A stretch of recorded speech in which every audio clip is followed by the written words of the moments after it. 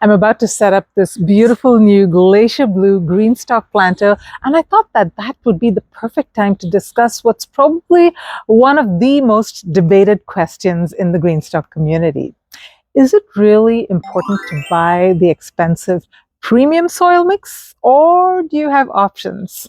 Now, it's a really great question because the soil that you use in your GreenStalk is probably the most important factor as to whether or not your GreenStalk is going to succeed.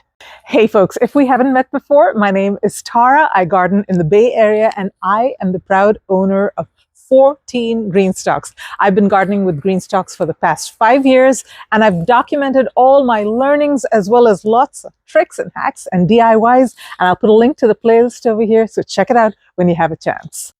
So today we're going to be diving into soil and what it's going to take to be wildly successful with your GreenStalk. And if you're anything like me, you would much rather spend your money on plants than on soil. Am I right? And I've got all these beautiful plants that are ready to go into this planter.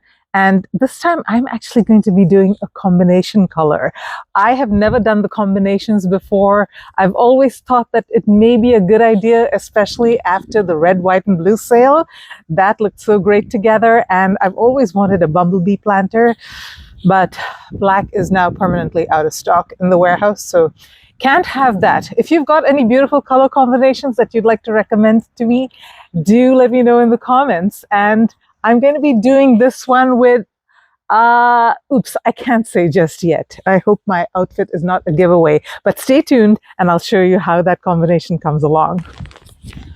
So today we're going to be discussing 3 approaches on how to fill your GreenStalk with soil. And yeah, we're definitely going to be doing the DIY approach because, spoiler alert, that's my favorite. And frankly, it may be a lot easier than you think.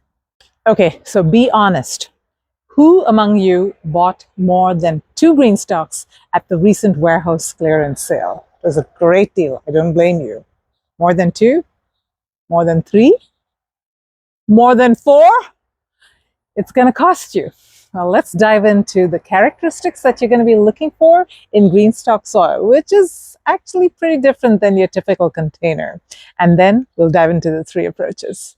So I'm sitting here with a bag of Pro Mix because that is really the first of the 3 options. Buy the premium mix. Now GreenStalk recommends 3 different premium mixes as of today on their website. One of them is Happy Frog by Fox Farms. The other is Pro Mix. And there's the yellow bag and the red bag, and we'll talk about that in just a minute. And then the third one is Espoma, which frankly, I haven't seen in our local big box stores around here, so I'm not sure whether it's commonly available. So I haven't quite looked into that. But let's talk about what makes a great soil for the GreenStalk. What are we looking for? The first thing that you're looking for is lightness and airiness. Now, the GreenStalk is a vertical planter, which means that gravity has a lot to do with how the planter functions, the way the irrigation system works, the soil and how it compacts. And frankly, the plants in the top tier of the GreenStalk might perform a little bit differently than the ones in the bottom. So lightness of the soil, super important in this planter. And there is a magic ingredient that actually adds a lot of lightness to it. You see it over here? That magic ingredient is perlite, and we'll talk about that when we get into the DIY mix. The second criteria for a good potting mix is the water retention capabilities, but also the ability to drain well. And if you've had a GreenStalk for any length of time, you would probably have experienced at some point the fact that water sometimes just drains through. The soil becomes hydrophobic and doesn't absorb water and retain water. You may have also probably experienced where the soil just sort of clumps together and becomes really sticky and waterlogged. So it has to be both well draining as well as able to retain water and not dry out and become hydrophobic so quickly. And the third property is the nutrient density of the soil.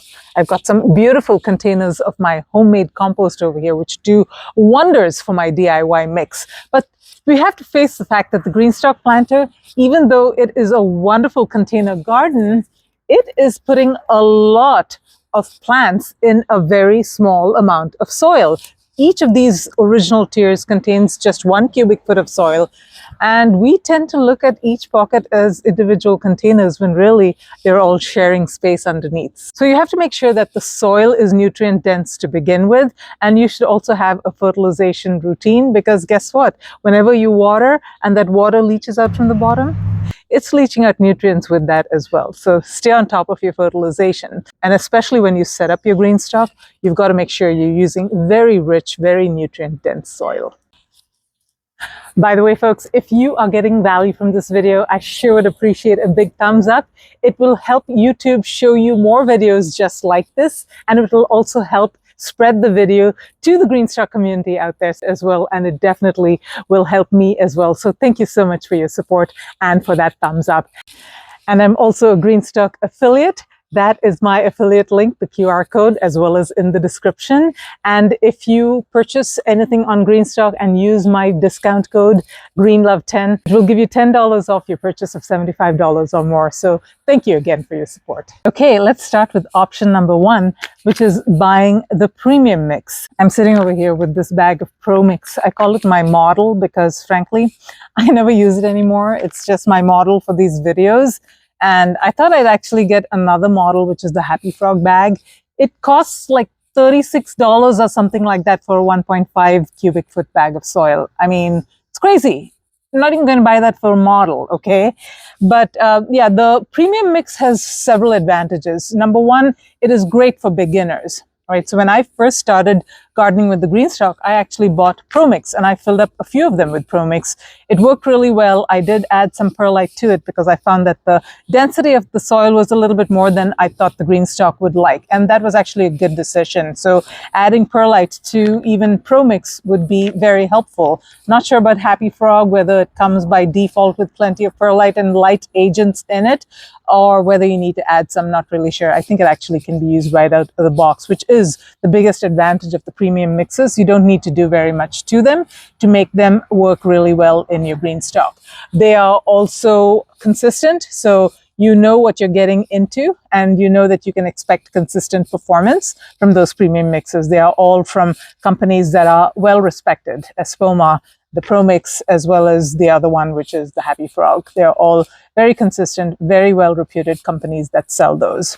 And for a beginner, when you're actually just experimenting with your GreenStalk, you really want to have at least something consistent, because the soil can be a huge factor, and you may think that you did something wrong with the watering or with what you planted or how you fertilized, when it may have been the soil all along that's a problem. So just remove that from the equation. For that first year or so that you're experimenting with your GreenStalk, I actually highly recommend that you get one of the premium mixes, just to eliminate that as a factor for what can possibly go wrong.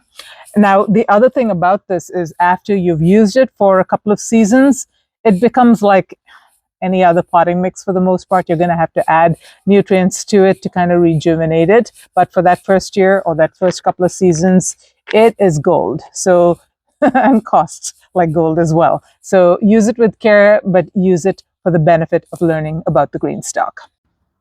And definitely one of the biggest benefits of this is, I forgot, the convenience, right?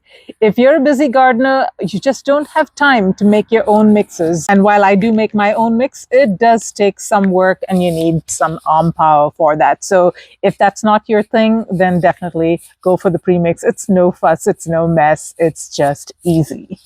Oh, and I was going to tell you guys about the yellow bag and the red bag for Pro Mix. There may be a blue bag as well, but yellow and red is what people usually get mixed up. It's like, should we use one? Should we use the other? Which one is right? Now, this one actually says garden soil, and there is no standard industry definition for garden soil or topsoil or in-ground raised bed mixes.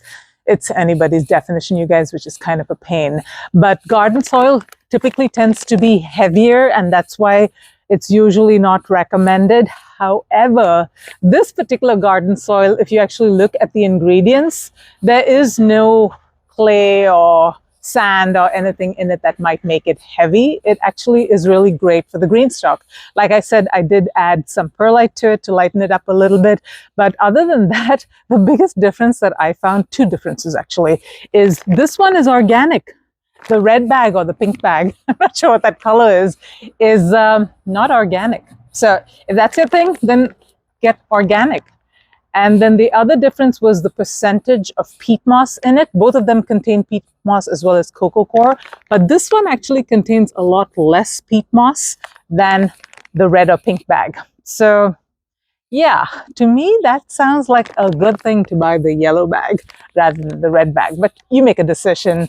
Other than that, I couldn't find any real differences. And let me know if you know the real difference between the yellow bag and the red bag, other than the fact that the proportions may be a little bit different. And this one is organic. All right, let's talk about my favorite approach, which is the DIY approach.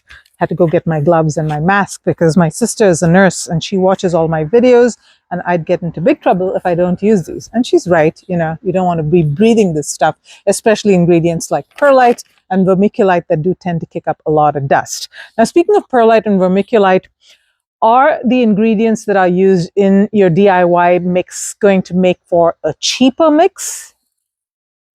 Possibly. The main thing, though, is that because I make so much soil, I grow a lot in containers and I have a lot of green stalks and I know I'm going to get more, I actually make a lot of soil and I buy in bulk for it. And because I buy in bulk, it comes out a little bit cheaper. So let's talk about the ingredients. Now, we talked about the lightness and airiness of it. And what really gives that lightness and airiness to a soil that is primarily based in something like peat moss? Let me show you.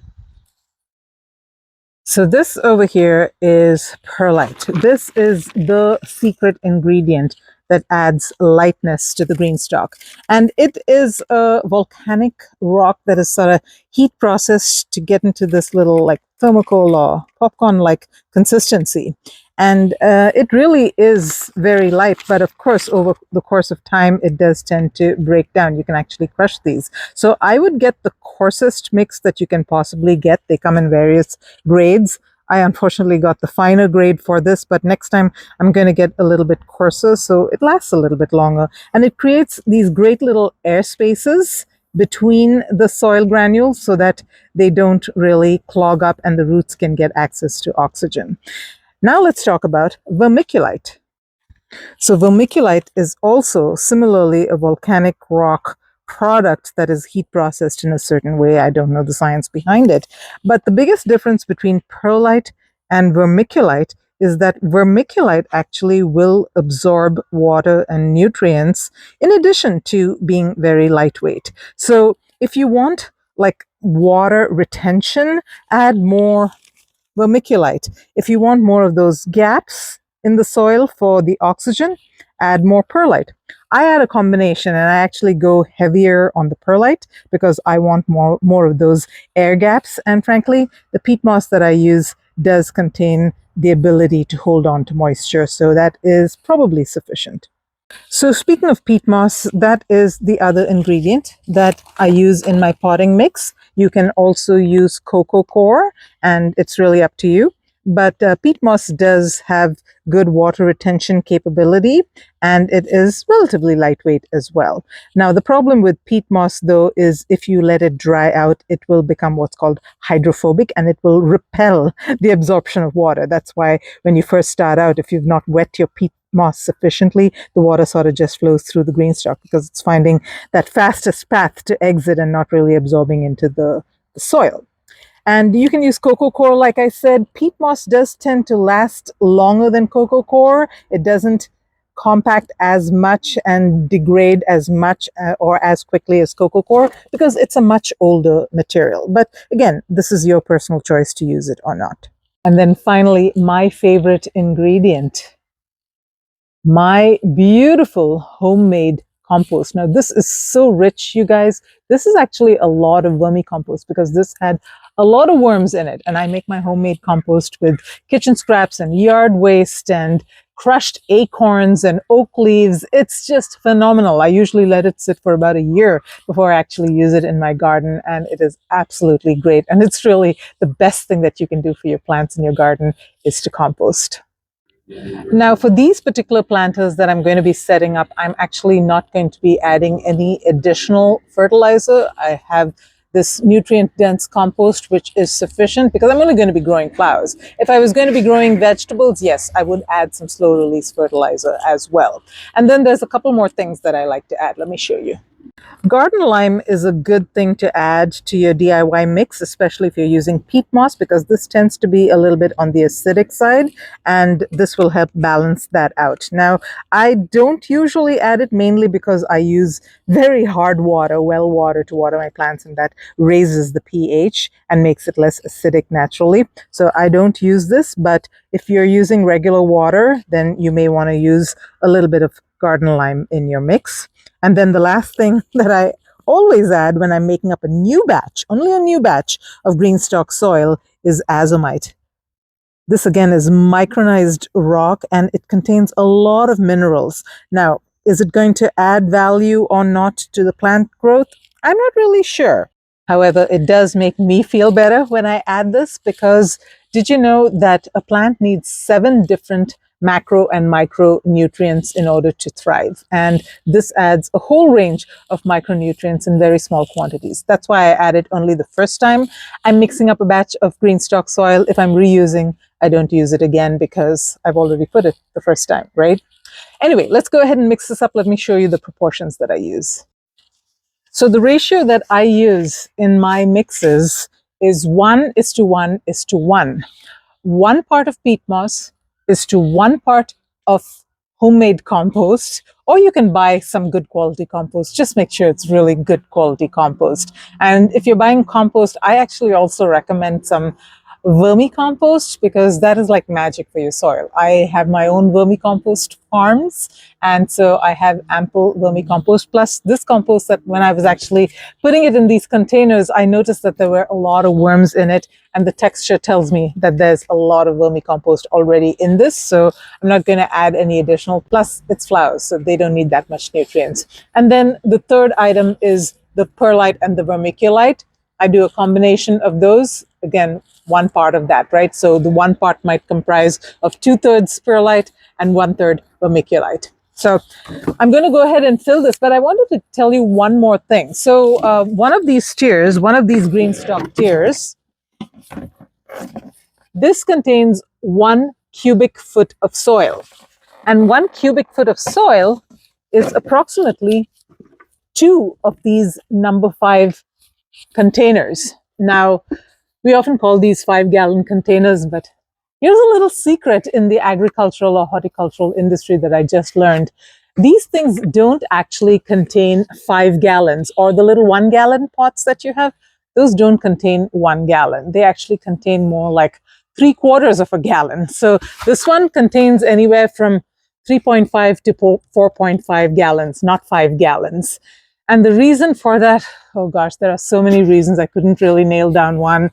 The shape of the pot, the thickness of the pot, whatever. So there are no standards for the trade gallons. So you're better off going with cubic feet rather than gallons. Anyway, approximately 2 of these will fill up 1 of the original GreenStalk tiers. So I was looking at these containers and they have so many worms, you guys. The soil is amazing. Make your own compost. So I'm going to start with 3 containers of compost and roughly 3 containers of peat moss.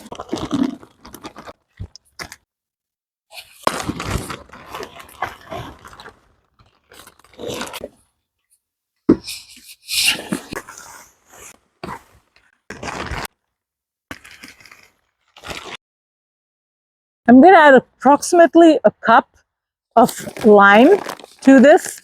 Now, that's what you should do. I'm not going to do as much because, like I said, I've got very hard water, and that should make the acidity level the right level. But I am going to be adding some azomite. You can see all this kicks up a lot of dust, so definitely wear a mask. Now, I do like to wet this down a little bit. That keeps some of the dust at bay.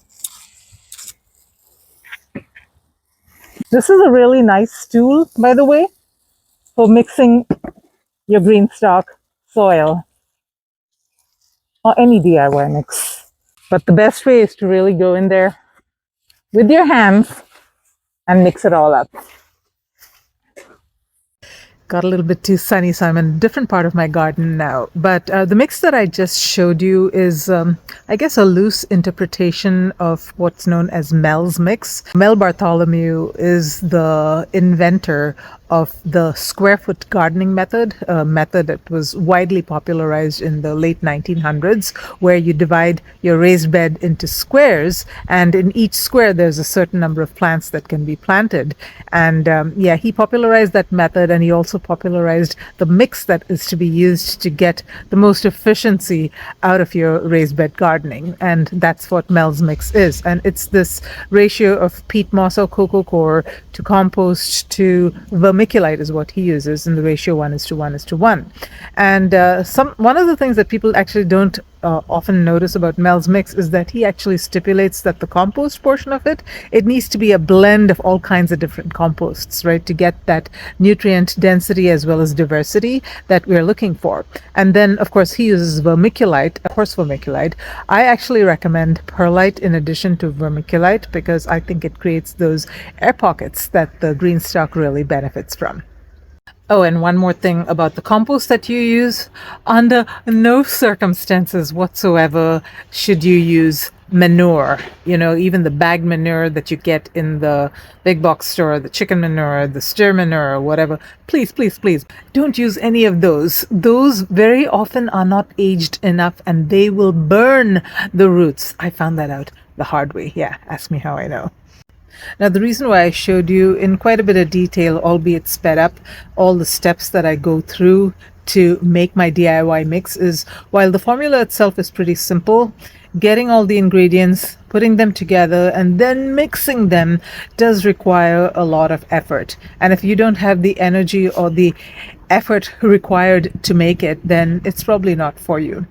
Instead, if you don't want to buy that premium mix, here's a third approach that I'd like you to try.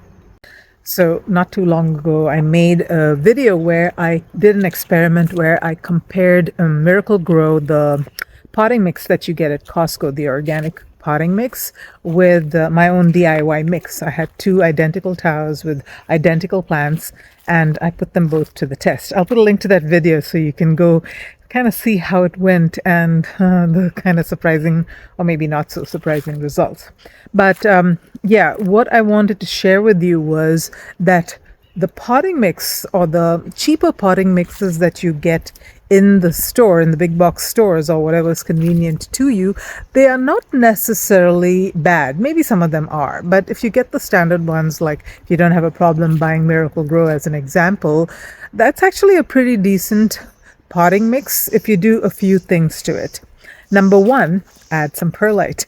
Lighten up the mix, because usually I've seen these mixes to be really, really heavy, especially that potting mix that you get at Costco every year is really dense. So definitely lighten it up with quite a bit of perlite, and then definitely add some, if you've got some high quality compost, add that to it, and slow release fertilizer and worm castings. So you'll have to do a little bit of amendment, but hey, it's still going to come out, I think, a lot cheaper than $36 or $37 that I might have spent on Happy Frog, right? The premium brand.